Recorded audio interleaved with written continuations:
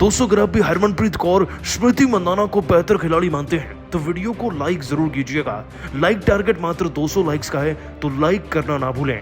दोस्तों सेमीफाइनल में भारतीय महिला टीम से बुरी तरीके से हारने के बाद रो पड़ी बांग्लादेश की टीम की कप्तान सुल्ताना। लेकिन एशिया कप से बाहर होकर इस खिलाड़ी ने जाते जाते भी निगार सुल्ताना ने जो कुछ दोस्तों पूरे भारत देश के लिए, हरमनप्रीत कौर और स्मृति मंदाना के लिए कुछ ऐसा कहा कि सुनकर शायद आप भी इन्हें सलाम कर जाएंगे। आज इनके भावुक होकर चौंकाने वाले बयान का वीडियो तो आपको दिखाएंगे, लेकिन उससे पहले आप सभी का क्या मानना है? हरमनप्रीत कौर, स्मृति मंदाना और सुल्ताना में आपकी सबसे फेवरेट खिलाड़ी कौन है? नीचे कमेंट कीजिएगा। दोस्तों T20 वर्ल्ड कप में जब से भारत ने जीत हासिल करी है तब से दोस्तों भारतीय महिला की टीम का पूरा अग्रेशन बदल चुका है। वो भी एशिया कप जीतने की दौड़ में सबसे अव्वल दर्जे पर है। अभी आपकी जानकारी के लिए बता दें कि फिलहाल जो एशिया कप चल रहा है उसका सेमीफाइनल आज डम्बुला के मैदान में भारत और बांग्लादेश की टीम के बीच में खेला गया। मैच जैसे शुरू हुआ तो टॉस हमारे पक्ष में था नहीं, लेकिन दोस्तों कहते हैं ना कि जब किस्मत और परफॉर्मेंस साथ आती है तो कुछ ऐसा धमाका होता है कि आपको जीतने से कोई रोक नहीं सकता। हरमनप्रीत कौर रेणुका सिंह, राधा यादव, पूजा वस्त्रकार के साथ तैयार थी। उन्हें गेंदबाजी मिली, उन्होंने गेंदबाजी में उधेड़ कर रख दिया बांग्लादेशी महिला टीम को। टीम की मुख्य बैट्समैन दिलारा, मुर्शिदा, इश्मा सब 6-4-8 पर रेणुका का शिकार बनी। हाँ दोस्तों, निगार सुल्ताना यानी कि कप्तान ने खुद 32 रन जरूर लगाए, लेकिन राधा यादव ने उनका शिकार कर लिया था और रोमाना को तो 1 रन पर उन्होंने क्लीन बोल्ड किया ही था। ज्यादा से ज्यादा दोस्तों 80 रन बने 8 विकेट गवाकर, और जीतने के लिए भारतीय महिला टीम को मात्र 81 रन बनाने थे, जिसमें से दोस्तों शेफाली वर्मा और स्मृति मंदाना ने ओपन करते हुए 3 ओवर में 30 रन बना दिए और मात्र 50 रन चाहिए थे, वो भी पूरे 17 ओवर में। तो भला कौन ही जीतता, आप बेहतर जानते हैं। हमने इस मैच को इतने बड़े मार्जिन से जीता है कि दोस्तों फाइनल में तो जगह बनाई है। साथ ही अब हर किसी की रूह भी कांप रही होगी भारत के इस प्रदर्शन को देखकर। दोस्तों भारत से इतनी बुरी तरीके से हारेगी बांग्लादेश की टीम, ये तो उनको भी नहीं पता था, लेकिन आज जब वो हार चुके हैं तो उनके कप्तान निगार सुल्ताना ने जाते जाते कुछ ऐसा कहा स्मृति, हरमनप्रीत कौर और पूरे भारत देश पर के सुनकर आप भी उन्हें सलाम करेंगे। आपको बताया दोस्तों कि निगार सुल्ताना ने अपने बयान में हार के बाद कहा, सेमीफाइनल में इतने आगे आकर आज भारतीय क्रिकेट टीम से टक्कर कांटे की होगी ये तो हमें पता था, लेकिन भारतीय क्रिकेट टीम आज इतनी तौहीन करके हमें हराएगी, हम शायद इसके लिए तैयार नहीं थे। टॉस जीते तो लगा कंडीशंस हमारे फेवर में है, पहले बल्लेबाजी करके हम एक बड़ा स्कोर बनाकर भारत पर प्रेशर बना सकते थे और केवल यही तो एक तरीका था जिससे कि हम उन पर विजय प्राप्त कर सकते थे। लेकिन पिछले सारे मैचेस में उनकी जीत के बाद हम एक बात जरूर चौकन्ने थे कि हमारी हर एक रणनीति हरमनप्रीत कौर के सामने फेल हो सकती है, क्योंकि जीतने के बाद जो कॉन्फिडेंस होता है वो कुछ और ही होता है। और लगता है कि वो बांग्लादेशी महिला टीम की सारी कमजोरियों से वाकिफ थे, क्योंकि आज उन्होंने हमें कुछ इसी तरीके से हराया है। आज एक पल के लिए भी नहीं लगा कि हम इस मैच को जीत सकते हैं, और मुझे इस बात को कहने में कोई शर्म नहीं, क्योंकि भारतीय क्रिकेट टीम की गेंदबाजी इतनी ज्यादा बेहतर थी कि 40 पर ही हमने अपने सारे मुख्य विकेट गंवा दिए थे।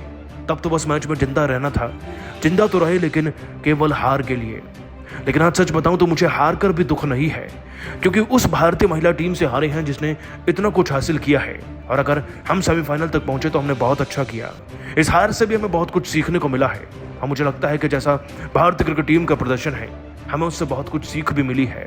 इवन मैच के हारने के बावजूद भी हरमनप्रीत कौर, स्मृति मंदाना ने हमारे प्रति सहानुभूति दिखाई, हमें सिखाया, और शायद यही सीख काम आएगी अगली बार जीतने में। इवन भारतीय क्राउड ने भी हमें प्रेज किया, हमारी सराहना करी। इससे ज्यादा और हमें क्या ही चाहिए। ऐसे देश को सलाम है, मेरा नमन है। दोस्तों निगार सुल्ताना का बयान वाकई में दिल जीतने वाला है, लेकिन आप सभी को क्या लगता है, फाइनल क्या भारतीय क्रिकेट टीम जीत पाएगी या नहीं? साथ ही हरमनप्रीत कौर और स्मृति मंदाना में आपकी फेवरेट कौन है? नीचे कमेंट कीजिएगा। दोस्तों स्मृति मंदाना के तूफान में सूखे पत्तों की तरह उड़ी बांग्लादेश की टीम, कांटे के सेमीफाइनल में ही भारतीय महिलाओं ने लहराया भारत का परचम। तो आखिर इंडिया और बांग्लादेश के बीच खेले गए दिल दहला देने वाले एशिया कप के सेमीफाइनल मुकाबले में ऐसा क्या हुआ जिसमें टीम इंडिया ने पूरी तरीके से बांग्लादेश को तबाह बर्बाद कर दिया? दीप्ति शर्मा और रेणुका सिंह ठाकुर की कातिलाना गेंदबाजी के बाद कैसे स्मृति और शेफाली ने अपने बल्ले से गेंदबाजों की धज्जियां उड़ाकर रख दी, इस रोमांचक मुकाबले की पूरी हाईलाइट तो हम आपको दिखाएंगे ही, लेकिन उससे पहले आपको क्या लगता है कि स्मृति मंदाना, हरमनप्रीत कौर और शेफाली वर्मा में कौन सबसे बेहतरीन खिलाड़ी है? अपनी कीमती राय नीचे कमेंट बॉक्स में जरूर बताइएगा।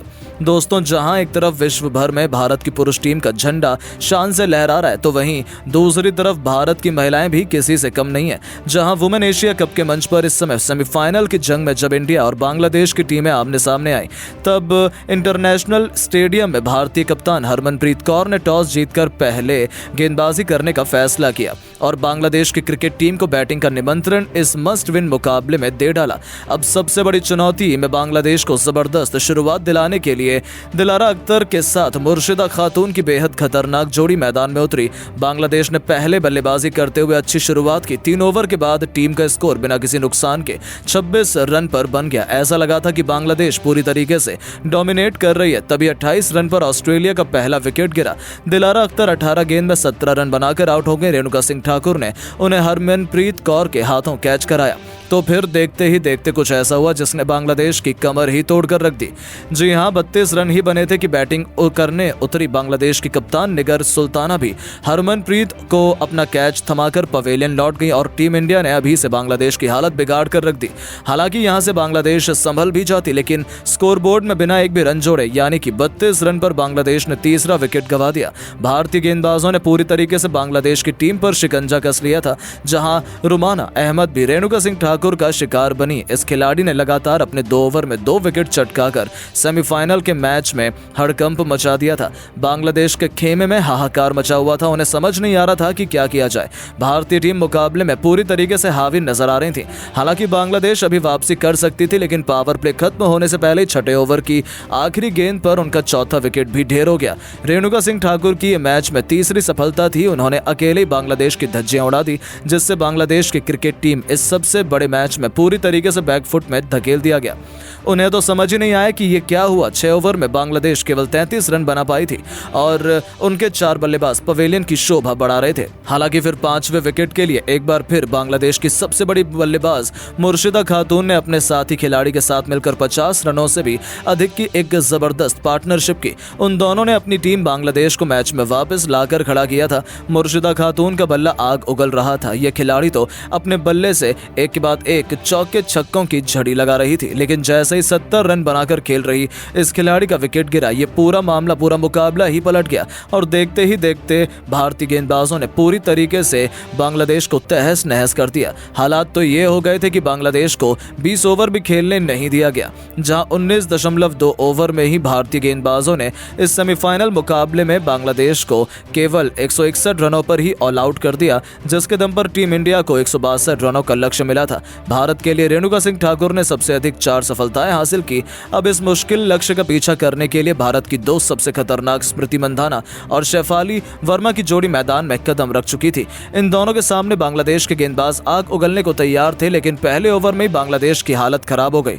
जहां स्मृति मंधाना ने लगातार 2 गेंद को बाउंड्री के बाहर फेंक दिया, तो ये तो केवल शुरुआत थी। बांग्लादेश की हालत तो उस वक्त खराब हो गई जब ओवर की 5वीं गेंद पर गेंदबाज ने नो बॉल फेंक दिया और उस पर भी भारत को चौका मिल गया। यानी कि पहले 1 ओवर में ही टीम इंडिया ने 14 रन बना चुकी थी। लक्ष्य अब तो हमारे लिए और भी आसान हो गया था। भारतीय खेमा तो अभी से जश्न मनाने लगा था। यहाँ तक कि दूसरे ओवर की आखिरी गेंद पर भी शेफाली वर्मा ने शानदार चौके से अपना खाता खोला और बांग्लादेश को अपने तेवर दिखाने शुरू कर दिए। भारतीय टीम आसानी से जीत की तरफ बढ़ रही थी। बांग्लादेश के हर एक प्लान फ्लॉप नजर आ रहे थे।